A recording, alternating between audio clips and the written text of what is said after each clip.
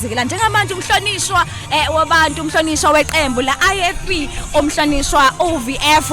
engowaka Hlabisa ukhona ke la emsakazweni kuba ke sikhulume naye umhlonishwa sobakhethile asikubingelele sikwamukele emsakazweni ngoba FM asikubingelele dadewethu nabo bonke abalaleli bomsakazo Inongoma FM. Sonishwa kade uyovota usuka khona njengamanje njengoba sesikubamba la esibani thina uzizwa kanjani? Lolu usuku olukhulu ezweni lakithi ikakhulukazi ngoba umuzwa kubo bonke abantu kunoma yipi ingxenye besihamba kuyona bathi bafuna uguquko ngakho ukhetho olwehlukile olufana ncamashindo loka 1994 nakimi ke kunomuzwa owehlukileyo ngoba yimi engihola iqembu le-IFP nakwi ballot paper uyabona mawuvota eduze kwekhanda lakho kunalowo muzo njena okhethekileyo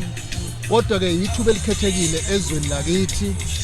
esikhola ukuthi bonke abantu baseningizimu neAfrika bonke abalalela umsakazo Inongoma FM bazolisebenzisa leli thuba lokuba bayoyikhethela uhulumeni ozoba yizwi labo kuleminyaka emihlanu ezayo. And siyafuna nje ukunxenxa bonke abantu abasesemakhaya noma ngabe badikibele noma banomuzo ukuthi uhulumeni akabasizi ngalutho yilo leli thuba okumele balisebenzise ukukhipha uhulumeni ongabasizi ngalutho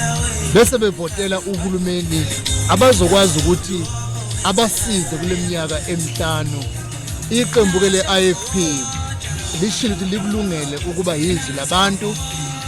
eminyakeni emihlanu uma futhi singabasizanga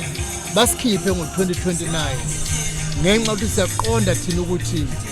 ukuba uhulumeni akusho ukuthi sekuyi-license yawunophela kodwa iminyaka nje emihlanu uma ungenzanga kahle kumele bakukhiphe abantu. Yingakho-ke sibanxusa ukuba akusizi ukuvuka uyobhikisha ngakusasa